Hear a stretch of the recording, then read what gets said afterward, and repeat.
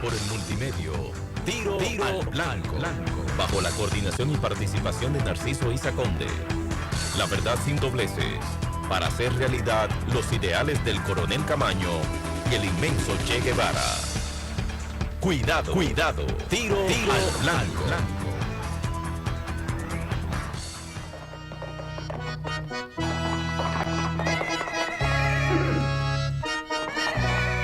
Relinchó el palomo, regresó Simón. Relinchó el palomo, regresó Simón. Simón Bolívar a combatir de nuevo. Regresó en el alma de los guerrilleros. Simón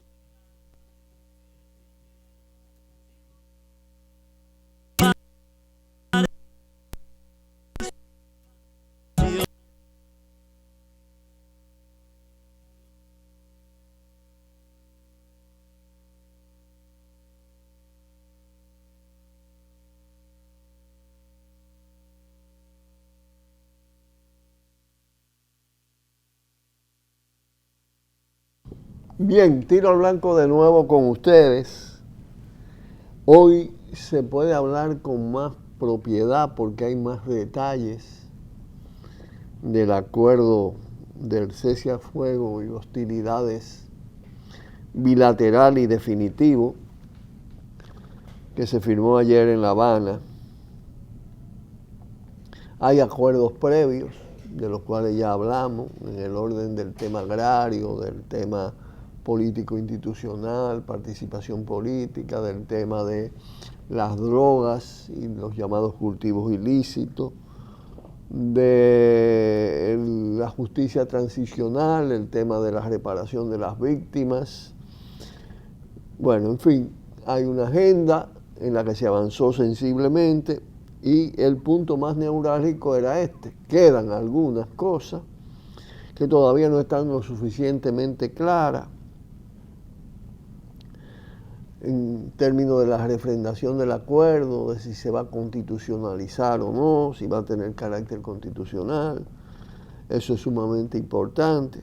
Pero referente a este acuerdo de ayer, que se presenta a la opinión pública como lo definitivo, hay que decir lo siguiente. Incluye el tema de cese al fuego y de hostilidades. Se extendió hasta la dejación de armas. Dejación de armas en la lógica de la FARC, yo lo había dicho muchas veces anteriormente, era dejar de usar las armas, no entrega de armas.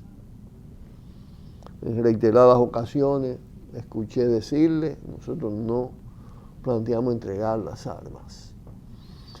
Hablaban de una cantidad de zona de paz en función de su influencia en el territorio, donde estarían las armas tranquilas, con acuerdos de no incursión, ¿no?, de fuerzas públicas. Pero ayer se da a conocer el plan referente a dejación y entrega de armas. Y se plantea crear 22 zonas de concentración de las tropas de la FARC, puntos de entregas de armas a un plazo de 180 días. Aquí me parece que es el punto débil del acuerdo, el punto vulnerable del acuerdo. Nunca fui de opinión de que se debía, en las condiciones del régimen actual, del Estado colombiano existente, plantearse una entrega de armas.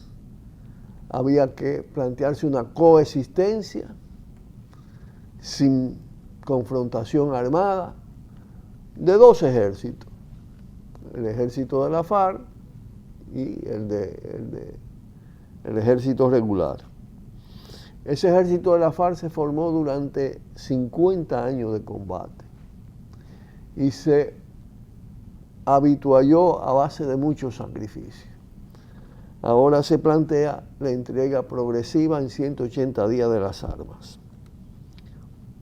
¿Por qué digo que eso es vulnerable?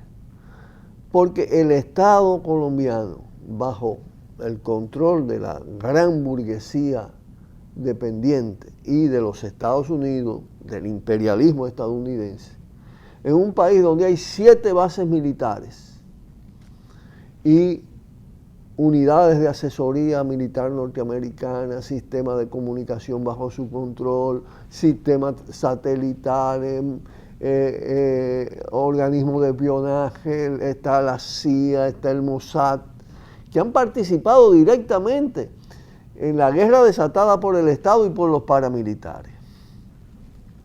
En el acuerdo de ayer, hay que subrayar, se plantea enfrentar el tema de los paramilitares. Pero eso es muy relativo, porque el Estado que lo formó puede en un momento determinado desactivarlo y en un momento activarlo, porque en fin de cuentas los paramilitares no cayeron del cielo, fueron formados por el propio Estado y por los aparatos de inteligencia, con participación de la CIA, del Mossad, de entrenamiento, todas esas cosas. Y suministro inicial de recursos, luego se vinculan al narcotráfico, la logística viene del narco y se convierten en esas bandas terribles que cortaban cabezas, mataban con motosierra. Hay cantidad de fosas comunes en Colombia a partir de esto. Entonces, no hay, es vulnerable la llamada seguridad para la FARC desarmada. ¿Por qué digo que es vulnerable?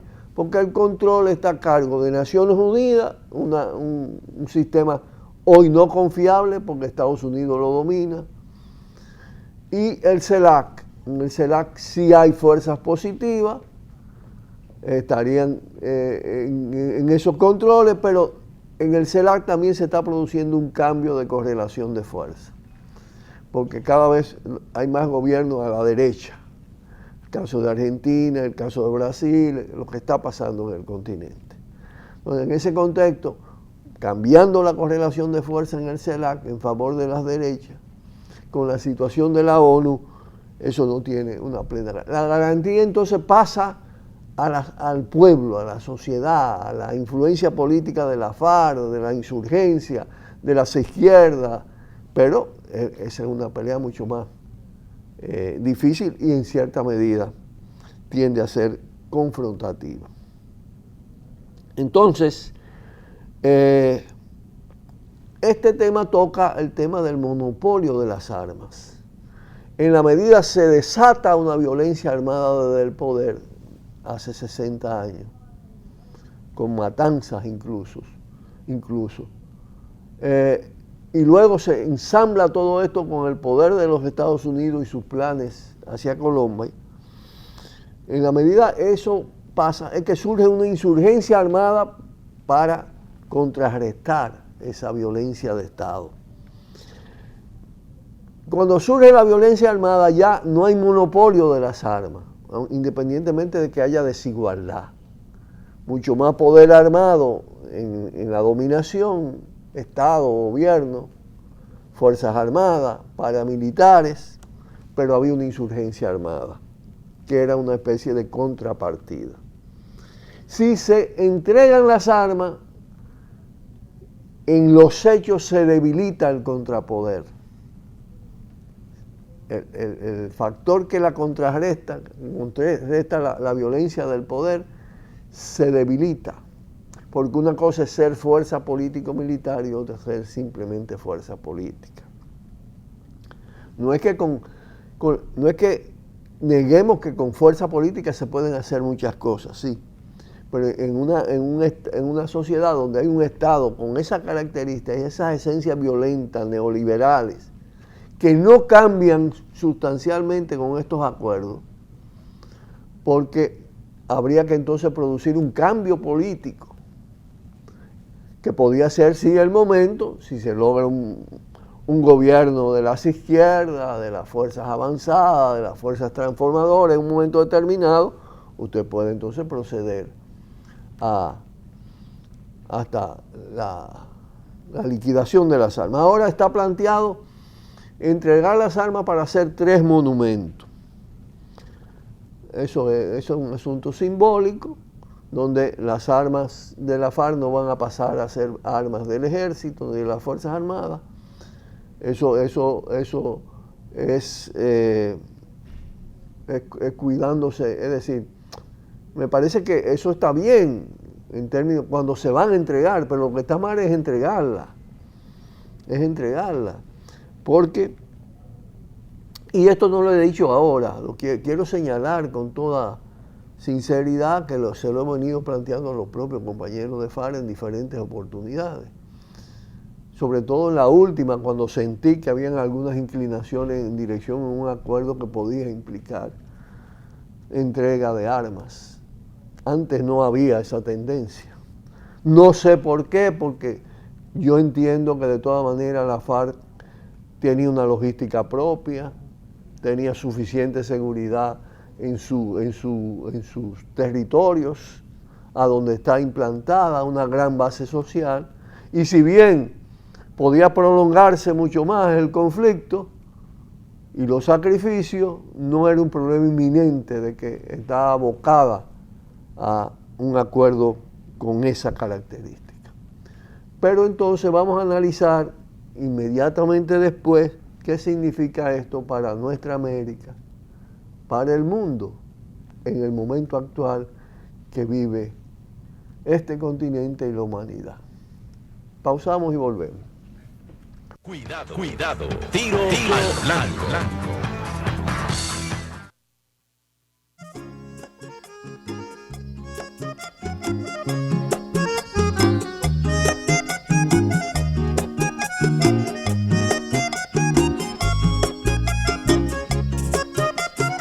Oiga, viejo Seba,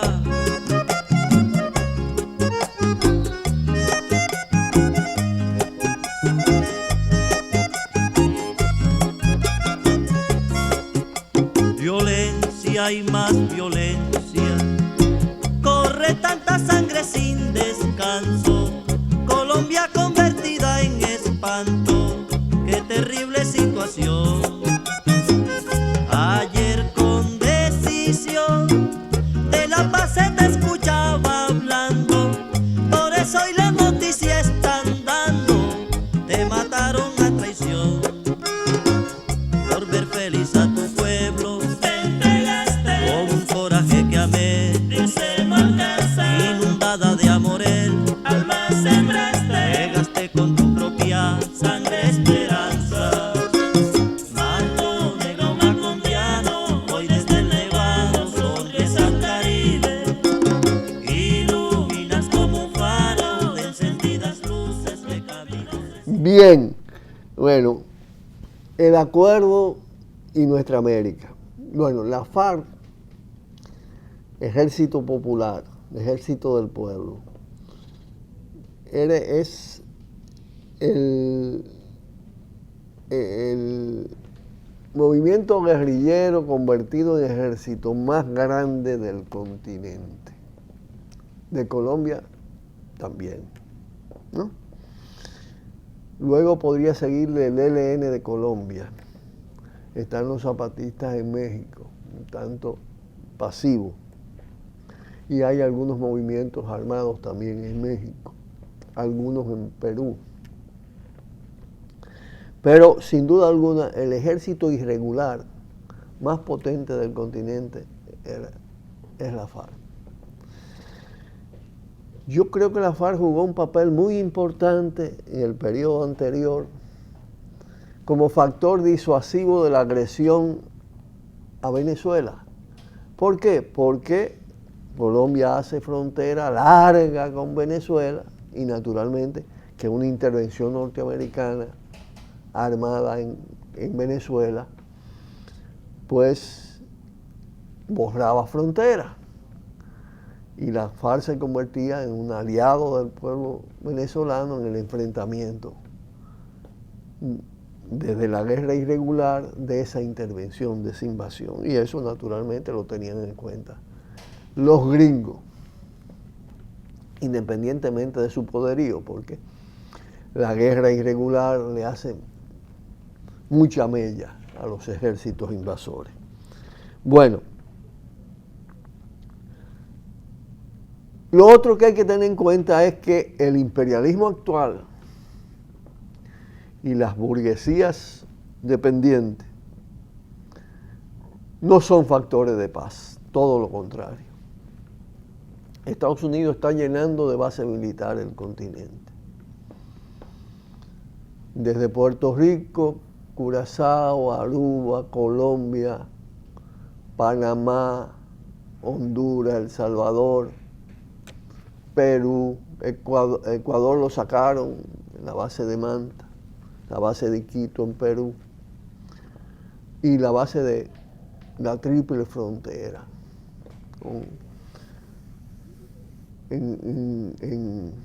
cerca del acuífero Guaraní, allá con la frontera entre Brasil, Argentina. Entonces, además, Estados Unidos está jugando a la guerra de conquista y de rapiña en el mundo, con el caso de Afganistán, con el caso de Irak, con el caso de Libia, de Siria, Palestina. Es decir, el imperialismo estadounidense y el imperialismo occidental en general no han bajado su agresividad, contrario a todo lo que se dice. Y tienen un plan de dominación de los recursos naturales de estos continentes. Yo creo que una desmovilización y desarme de FARC debilita la contrapartida frente a esas perspectivas realmente ominosas.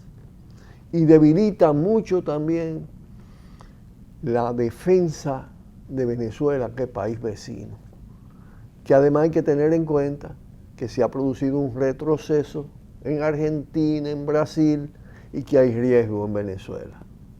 Entonces, eso ha debido ponderarse a la hora de proceder. Todavía hay tiempo, porque habrá que ver las reacciones que vienen en Colombia, pero de eso vamos a hablar ahora en el próximo segmento, último del día de hoy, viernes, fin de la semana laborable de Tiro al Blanco.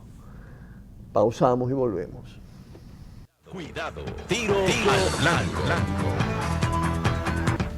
Cuidado, tiro al blanco. Bueno, una cosa son los acuerdos en el papel y otra cosa es la ejecución de los acuerdos, la aplicación de los acuerdos. Esa es la fase que viene. Todavía faltan cosas, como decía. Una es, la FARC venía planteando que había que hacer una constituyente. Si desistió de esa propuesta, que el gobierno se resiste a ella, las posibilidades de cambiar el sistema político de Colombia se alejan. Lo que se va a hacer entonces es un plebiscito para decir sí o no a los acuerdos. Hay un sector de la sociedad colombiana encabezado por Álvaro Uribe Vélez y todo el militarismo guerrerista y todas las mafias, porque Santos fue un aliado de todos ellos, pero Santos es un hombre de la oligarquía, Santos es una especie de un Vicini de aquí, un Bonetti de aquí, eso es lo que es Santos, ¿no? Entonces fue ministro de guerra de Uribe, pero se desdobló y planteó el tema del acuerdo de paz, en contradicción con Uribe. Es muy posible que el plebiscito, el sentimiento de paz predomine, casi absolutamente seguro yo estoy de eso. Aunque Santos está muy débil, pero hay un sentimiento pro paz muy grande en la sociedad colombiana. Pero sería refrendar los acuerdos sin cambios políticos y cambios constitucionales, porque una constituyente sí plantearía el problema en otra cosa, porque hay que hacer las elecciones a la Asamblea Constituyente y ahí puede haber una correlación de fuerza favorable a las izquierdas en un momento determinado, más con la FARC ya actuando políticamente. Por eso que están resistiéndose a eso, ¿no? Entonces, viene el tema de la implementación de los acuerdos en los plazos que se están dando y ahí entonces operarán, comenzarán yo creo las reacciones más agresivas en la medida la FARC vayan entregando las armas. Lo que no quiere decir de inmediato asesinato selectivo, todo, pero vendrían políticas represivas, porque en Colombia hay una gran crisis, el movimiento social va a activarse y el crecimiento de las fuerzas políticas también, y todo esto plantea niveles de confrontación ya en otras condiciones, sin la insurgencia armada de la FARC. Quedaría pendiente el tema de los acuerdos con el ELN, que todavía no están desenlazados, y con la LPL.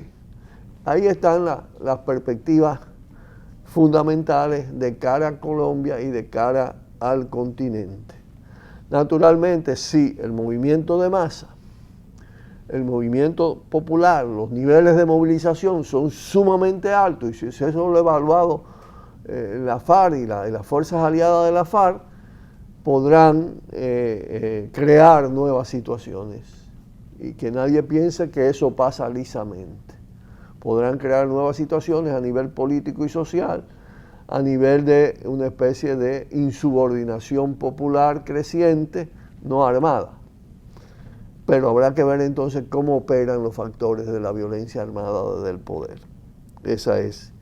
Y ahí es que está el tema del interrogante. Y cómo entonces podrían ensañarse esa fuerza para comenzar a diezmar los liderazgos que surgen de toda esta insurgencia, porque esos dirigentes pasan a ser dirigentes respetados, con liderazgo fuerte en la sociedad, con mucha capacidad, todos ellos. La mayoría de los dirigentes de la FARC son gente muy capaces, y entonces tienen perspectivas. Bueno, ese es el cuadro. Seguiremos, veremos las notas que se puedan presentar de aquí al lunes, pero ya estaremos también sobre otros temas que Tiro al Blanco siempre trata de buscar, de analizar en función de su actualidad, en función de su interés, en función de la importancia. Así que hasta el lunes, un fuerte abrazo, y ya nos veremos acá.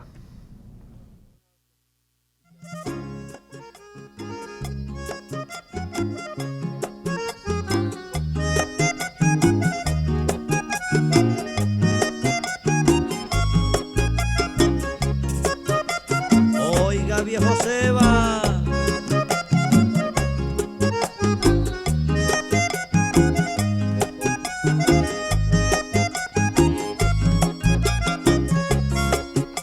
violencia y más violencia, corre tanta sangre sin descanso, Colombia convertida en espanto, qué terrible situación. Ayer con decisión de la paz se te escuchaba hablando, por eso hoy las noticias están dando, te mataron a traición. Por ver feliz a tu pueblo te entregaste, con un coraje que amé, dice no alcanza, inundada de amor el alma sembraste, llegaste con tu propia sangre esperanza.